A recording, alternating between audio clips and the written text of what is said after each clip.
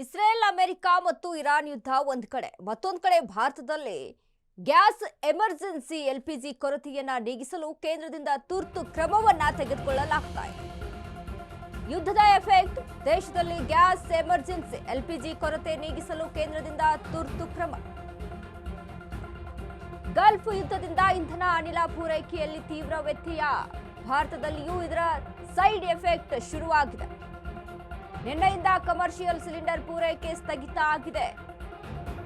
ಇಂದಿನಿಂದ ಹೋಟೆಲ್ಗಳು ಬಂದ್ ಆಗುವ ಭೀತಿ ಹೆಚ್ಚಾಗಿದೆ. ಗ್ಯಾಸ್ ಇಲ್ಲ ಅಂತ ಹೋಟೆಲ್ ಬಂದ್ ಮಾಡೋ ಸ್ಥಿತಿ ಎದುರಾಗಿದೆ. ಯುದ್ಧದಿಂದ ಅಗತ್ಯದಷ್ಟು ಸಿಲಿಂಡರ್ ಪೂರೈಕೆ ಆಗ್ತಿಲ್ಲ. ಗೃಹ ಬಳಕೆ ಸಿಲಿಂಡರ್ಗಳಿಗೂ ಎಫೆಕ್ಟ್ ತಟ್ಟುವ ಭೀತಿ. ದೇಶದಲ್ಲಿ ದಿನೇ ದಿನೇ ಹೆಚ್ಚುತ್ತಿದೆ ಎಲ್ಪಿಜಿ ಗ್ಯಾಸ್ ಕೊರತೆ. ಪರಿಸ್ಥಿತಿಯ ಗಂಭೀರತೆ ಅರಿತು ಫೀಲ್ಡ್ಗೆ ಇಳಿದ ಕೇಂದ್ರ. ಗ್ಯಾಸ್ ಕೊರತೆ ನೀಗಿಸಲು ಸರ್ಕಾರದಿಂದ ತುರ್ತು ಕ್ರಮವನ್ನ ತೆಗೆದುಕೊಳ್ಳಲಾಗ್ತಾ ಇದೆ. ದೇಶದಲ್ಲಿ ಗ್ಯಾಸ್ ಎಮರ್ಜೆನ್ಸಿಯನ್ನ ಹೇರಲಾಗಿದೆ. ಅಂದ್ರೆ ಯಾವ ರೀತಿಯಾಗಿ ಹೇಗಿರುತ್ತೆ ಎನ್ನುವಂತ ವಿಚಾರಕ್ಕೆ ಮಾತನಾಡುವುದಾದ್ರೆ, ಈಗಾಗಲೇ ಎಲ್ಪಿಜಿ ಕೊರತೆ ನೀಗಿಸಲು ಕೇಂದ್ರದಿಂದ ತುರ್ತು ಕ್ರಮವನ್ನ ತೆಗೆದುಕೊಳ್ಳಲಾಗ್ತಾ ಇದೆ. ಗಲ್ಫ್ ಯುದ್ಧದಿಂದ ಇಂಧನ ಅನಿಲ ಪೂರೈಕೆಯಲ್ಲಿ ತೀವ್ರ ವ್ಯತ್ಯಯ ಗಮನಿಸ್ತಾ ಇದೀವಿ ನಾವು. ಯಾವ ರೀತಿಯಾಗಿ ಯುದ್ಧದ ಎಫೆಕ್ಟ್ ಭಾರತದ ಮೇಲೆ ಆಗ್ತಾ ಇದೆ ಅಂತ, ಆರ್ಥಿಕವಾಗಿ ಹೊಡೆತ ಕೊಡುತ್ತೆ ಅನ್ನುವಂತ ಇನ್ಫಾರ್ಮೇಶನ್ ಮುಂಚೆನೇ ಇತ್ತು. ಯಾಕಂದ್ರೆ ಈಗಾಗಲೇ ದೇಶ ಅಷ್ಟು ಮಟ್ಟಿಗೆ ಒಂದರ ಮೇಲೊಂದು ಅವಲಂಬಿತವಾಗಿರುತ್ತೆ. ಸೊ ಹೀಗಾಗಿ ಅದರಲ್ಲೂ ಇರಾನ್ ಮತ್ತು ಇಸ್ರೇಲ್ ಅಮೆರಿಕ ಯುದ್ಧ ಇದೆಯಲ್ಲ, ಇಲ್ಲಿ ಸಾಕಷ್ಟು ಭಾರತಕ್ಕೆ ಹೊಡೆತ ಕೊಡುವಂತಹ ವಿಚಾರಗಳು ಅಂತ ಅಂದ್ರೆ, ಒಂದು ತೈಲ, ಮತ್ತೊಂದು ಅನಿಲದ ವಿಚಾರಕ್ಕೆ. ಕಚ್ಚಾ ತೈಲ ಆಗಿರ್ಬೋದು, ಪೆಟ್ರೋಲ್ ಡೀಸೆಲ್ ಆಗಿರ್ಬೋದು, ಮತ್ತೊಂದು ಕಡೆ ಅನಿಲ ಗ್ಯಾಸ್ ಬಳಕೆಯ ವಿಚಾರಕ್ಕೆ ಸಂಬಂಧಪಟ್ಟಂತೆ ಭಾರತದ ಮೇಲೆ ಇದರ ಎಫೆಕ್ಟ್, ಅವುಗಳ ಯುದ್ಧದಿಂದ ಭಾರತದ ಮೇಲೆ ಈ ರೀತಿಯಾದಂತಹ ಎಫೆಕ್ಟ್ ಆಗುತ್ತೆ. ಸೊ ಇದೀಗ ದೇಶದಲ್ಲಿ ಗ್ಯಾಸ್ ಎಮರ್ಜೆನ್ಸಿಯನ್ನ ಹೇರಲಾಗುತ್ತೆ. ಯಾವ ರೀತಿಯಾದಂತಹ ತುರ್ತು ಕ್ರಮಗಳನ್ನ ಕೇಂದ್ರ ತೆಗೆದುಕೊಂಡಿದೆ ಅನ್ನೋದನ್ನ ಇಲ್ಲಿ ಗಮನಿಸಬೇಕಾಗುತ್ತೆ. ಮತ್ತೊಂದು ಕಡೆ ಭಾರತದಲ್ಲಿ ಇದರ ಸೈಡ್ ಎಫೆಕ್ಟ್ ಈಗಾಗಲೇ ಶುರುವಾಗಿ ಬಿಟ್ಟಿದೆ. ಇನ್ನು ನಿನ್ನೆಯಿಂದ ಕಮರ್ಷಿಯಲ್ ಸಿಲಿಂಡರ್ ಪೂರೈಕೆ ಸ್ಥಗಿತ ಆಗಿದೆ. ಸೊ ಹೀಗಾಗಿ ಹೋಟೆಲ್ ರೆಸ್ಟೋರೆಂಟ್ಗಳಲ್ಲಿ ಹೇಗೆ ಪೂರೈಕೆ ಮಾಡಬೇಕು ಅನ್ನುವಂಥ ವಿಚಾರಕ್ಕೆ ಈಗ ಹೋಟೆಲ್ಗಳನ್ನೇ ಬಂದ್ ಮಾಡುವಂತಹ ಭೀತಿ ಒಂದ್ ಕಡೆ ಇಲ್ಲಿ ಶುರು ಆಗಿರುವಂಥದ್ದು. ಯಾಕಂದ್ರೆ ಕಮರ್ಷಿಯಲ್ ಸಿಲಿಂಡರ್ ಪೂರೈಕೆ ಸ್ಥಗಿತ ಆಗಿದೆ ಅಂತ ಅಂದ್ರೆ ಅಡಿಗೆ ಹೇಗೆ ಮಾಡ್ಬೇಕು, ಅಲ್ಲಿ ಪೂರೈಕೆ ಅಂದ್ರೆ ಗ್ಯಾಸ್ ರೆಸ್ಟೋರೆಂಟ್ ಮತ್ತು ಹೋಟೆಲ್ಗಳಲ್ಲಿ ಸಿಲಿಂಡರ್ ಗಳ ಬಳಕೆಯೇ ಮುಖ್ಯವಾಗಿರುತ್ತೆ. ಸೊ ಆ ಒಂದು ವಿಚಾರಕ್ಕೆ ನಾವಿಲ್ಲಿ ಗಮನಿಸಿ ನೋಡಿದಾಗ ಇವುಗಳ ಪೂರೈಕೆ ಸ್ಥಗಿತ ಆಗಿದೆ ಅಂತ ಅನ್ನುವಂಥ ಭೀತಿಯಲ್ಲಿ ಇದೀಗ ಹೋಟೆಲ್ ಆಗಿರ್ಬೋದು, ರೆಸ್ಟೋರೆಂಟ್ ಆಗಿರ್ಬೋದು ಬಂದ್ ಮಾಡುವಂತ ಸ್ಥಿತಿಗೆ ಬಂದು ತಲುಪಿರುವಂಥದ್ದು. ಈ ರೀತಿಯಾಗಿ ಅಂದ್ರೆ ಇಲ್ಲಿ ಆರ್ಥಿಕವಾಗಿ ಎಷ್ಟು ಮಟ್ಟಿಗೆ ಎಫೆಕ್ಟ್ ಆಗುತ್ತೆ ಅನ್ನೋದನ್ನ ನಾವು ಗಮನಿಸಬೇಕಾಗುತ್ತೆ. ಒಂದು ವೇಳೆ ಹೋಟೆಲ್ಗಳು ರೆಸ್ಟೋರೆಂಟ್ಗಳು ಬಂದಾಯ್ತು ಅಂತ ಅಂದಾಗ ಅದೊಂದು ರೀತಿಯಾದಂತಹ ತೊಂದರೆಯನ್ನ ಅನುಭವಿಸಬೇಕಾಗುತ್ತೆ. ಇನ್ನು ಗ್ಯಾಸ್ ಎಮರ್ಜೆನ್ಸಿ ಕೇಂದ್ರದ ತುರ್ತು ಕ್ರಮ ಯಾವ ರೀತಿಯಾಗಿದೆ ಅಂತ ನಾವಿಲ್ಲಿ ಗಮನಿಸೋದಾದ್ರೆ, ಎಸೆನ್ಷಿಯಲ್ ಕಮಾಡಿಟಿ ಆಕ್ಟ್ ಅಡಿಗೆ ಎಲ್ಪಿಜಿ ಸಿಲಿಂಡರ್ ಹೋಗುತ್ತೆ. ಎಲ್ಪಿಜಿ ಉತ್ಪಾದನೆ ಹೆಚ್ಚಿಸಲು ಕೇಂದ್ರದಿಂದ ಹೆಜ್ಮಾ ಜಾರಿಯನ್ನಗೊಳಿಸಲಾಗಿದೆ. ಎಲ್ಪಿಜಿ ಉತ್ಪಾದನೆ ಹೆಚ್ಚಿಸಲು ತೈಲ ಕಂಪನಿಗಳಿಗೆ ಆದೇಶವನ್ನ ಕೊಟ್ಟಿದ್ದಾರೆ ಅನ್ನುವಂತ ಇನ್ಫಾರ್ಮೇಶನ್. ಇನ್ನು ಅಡುಗೆ ಅನಿಲ ಉತ್ಪಾದಿಸಲು ಅಗತ್ಯವಿರುವ ಹೈಡ್ರೋಕಾರ್ಬನ್ ಪೂರೈಕೆಗೆ ಕ್ರಮವನ್ನ ತೆಗೆದುಕೊಳ್ಳಲಾಗ್ತಾ ಇದೆ. ಇನ್ನು ಗೃಹ ಬಳಕೆಯ ಗ್ಯಾಸ್ ಸಿಲಿಂಡರ್ ಬುಕ್ಕಿಂಗ್ಗೆ ಆದ್ಯತೆ ನೀಡಬೇಕು. ನ್ಯಾಚುರಲ್ ಗ್ಯಾಸ್ ಉತ್ಪಾದನೆ ನಿಯಂತ್ರಣಕ್ಕೆ ಹಲವು ಮಾರ್ಗಸೂಚಿಯನ್ನ ಹೊರಡಿಸಿದ್ದಾರೆ. ಬ್ಲಾಕ್ ಮಾರ್ಕೆಟ್ ಆಟದ ತಡೆಗೆ ಗ್ಯಾಸ್ ಬುಕ್ಕಿಂಗ್ ಅವಧಿ 25 ದಿನಗಳಿಗೆ ಹೆಚ್ಚಳವನ್ನ ಮಾಡಲಾಗಿದೆ. ಗೃಹ ಬಳಕೆಯ ಆಸ್ಪತ್ರೆ, ಶಿಕ್ಷಣ ಸಂಸ್ಥೆಗಳಿಗೆ ಗ್ಯಾಸ್ ಪೂರೈಸಲು ಪ್ರಾಧಾನ್ಯತೆಯನ್ನ ಕೊಡಬೇಕು. ಹೋಟೆಲ್, ರೆಸ್ಟೋರೆಂಟ್ಸ್, ಇತರೆ ಉದ್ಯಮಗಳಿಗೆ ಎಲ್ಪಿಜಿ ಪೂರೈಕೆ ಪರಿಶೀಲನೆಗಾಗಿ ತ್ರಿಸದಸ್ಯ ಸಮಿತಿಯನ್ನ ಇಲ್ಲಿ ಮಾಡಿದ್ದಾರೆ. ಸರಬರಾಜು ವ್ಯವಸ್ಥೆ ಕ್ರಮಬದ್ಧೀಕರಣ ಜೊತೆಗೆ ಅಕ್ರಮ ತಡೆಗಟ್ಟಲು ಈ ಸಮಿತಿ ಕ್ರಮ ವಹಿಸಲಿದೆ.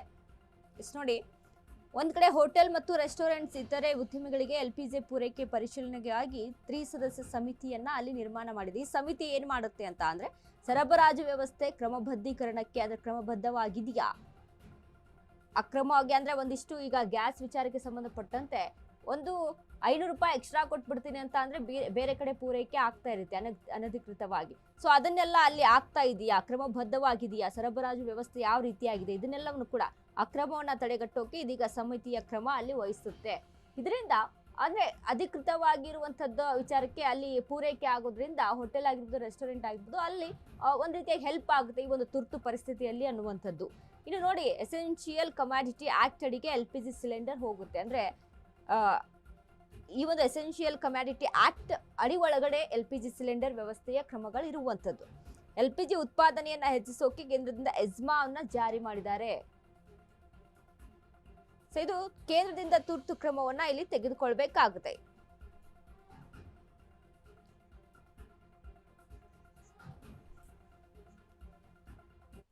ಈ ಬಗ್ಗೆ ಹೆಚ್ಚಿನ ಮಾಹಿತಿಯನ್ನ ಕೊಡ್ತಾರೆ ನಮ್ಮ ಪ್ರತಿನಿಧಿ ಲಕ್ಷ್ಮಿ.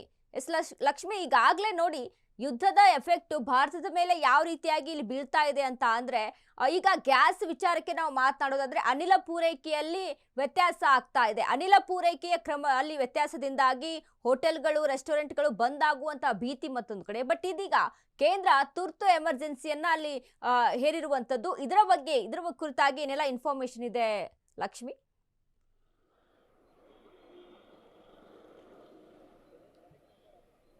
ಎಸ್ ವನಿತಾ, ಈಗಾಗಲೇನು 3 ದಿನಗಳಿಂದಲೂ ಸಹ LPG ಗ್ಯಾಸ್ ಏನು ಪೂರೈಕೆಯಲ್ಲಿ ವ್ಯತ್ಯಯ ಆಗುತ್ತೆ ಅನ್ನುವಂಥದ್ದನ್ನ ನಾವು ಕೇಳಿ ಬಂದಿದ್ವಿ. ಆದರೆ ನಿನ್ನೆಯಿಂದಲೇ ಈ ಸಮಸ್ಯೆ ಕೇಳಿ ಬರ್ತಾ ಇರುವಂಥದ್ದು. ಯಾಕಂತಂದ್ರೆ ನಿನ್ನೆಯಿಂದಲೂ ಸಹ ಏನು ಹೋಟೆಲ್ಗಳಿಗೆ LPG ಗ್ಯಾಸ್ ಸಿಗಬೇಕಾಗಿತ್ತು, ಸಿಕ್ಕಿಲ್ಲ. ಆದರೆ ಇವತ್ತು ಬೆಳಗ್ಗೆಯಿಂದ ಪೂರೈಕೆಯಲ್ಲಿ ಸಂಪೂರ್ಣವಾಗಿ ಸ್ಥಗಿತವಾಗಿದೆ. ಸಂಪೂರ್ಣವಾಗಿ ಸ್ಥಗಿತ ಆಗಿರೋದ್ರಿಂದಾಗಿ ಅವರಿಗೆ ಸಮಸ್ಯೆಗಳು ಸಹ ಆಗ್ತಾ ಇರೋದ್ರಿಂದಾಗಿ ಸಂಪೂರ್ಣವಾಗಿ ಈಗ ಎಲ್ಲೂ ಸಹ ಅವರಿಗೆ ಗ್ಯಾಸ್ಗಳು ಸಿಗ್ತಾ ಇಲ್ಲ. ಈ ಹಿನ್ನೆಲೆಯಲ್ಲಿ ಕೇಂದ್ರ ಸರ್ಕಾರ ತುರ್ತು ಕ್ರಮವನ್ನ ಕೈಗೊಳ್ಳೋದಕ್ಕೆ ಸದ್ಯಕ್ಕೆ ಮುಂದಾಗಿರ್ತಾ ಇರುವಂತದ್ದು. ಯಾಕಂತಂದ್ರೆ ಹೋಟೆಲ್ಗಳಿಗೆ ಆಗಿರ್ಬೋದು, ಇನ್ನಿತರೆಗಳಿಗೆ ಆಗಿರ್ಬೋದು, ಗ್ಯಾಸ್ ಅನ್ನೋದು ಇಟ್ಸ್ ತುಂಬಾ ಇಂಪಾರ್ಟೆಂಟ್ ಆಗಿರೋದು.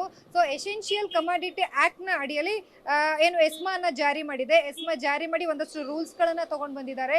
ಯಾರಿಗೆಲ್ಲ ಅಂದ್ರೆ ಗೃಹ ಬಳಕೆ ಆಗಿರ್ಬೋದು, ಶಿಕ್ಷಣ ಆಗಿರ್ಬೋದು, ಆಸ್ಪತ್ರೆಗಳಿಗಾಗಿರ್ಬೋದು, ಇಂಥವುಗಳಿಗೆ ಸಹ LPG ಗ್ಯಾಸ್ ಅತ್ಯಂತ ಅವಶ್ಯಕವಾಗಿರುತ್ತೆ. ಸೊ ಅವರಿಗೆ ಗ್ಯಾಸ್ ಅನ್ನ ನೀಡುವಂತ ಕೆಲಸವನ್ನ ಮಾಡಬೇಕು. ಜೊತೆಗೆ ಏನು ಉತ್ಪನ್ನ ಮಾಡ್ತಾರೆ ಅದರಲ್ಲೂ ಸಹ ಹೆಚ್ಚಳವನ್ನ ಮಾಡಬೇಕು. ನೈಸರ್ಗಿಕ ಏನು ಗ್ಯಾಸ್ ಉತ್ಪನ್ನವನ್ನ ಮಾಡ್ತಾರೆ ಅದರಲ್ಲೂ ಹೆಚ್ಚಳವಾಗಿರುವಂತದ್ದು.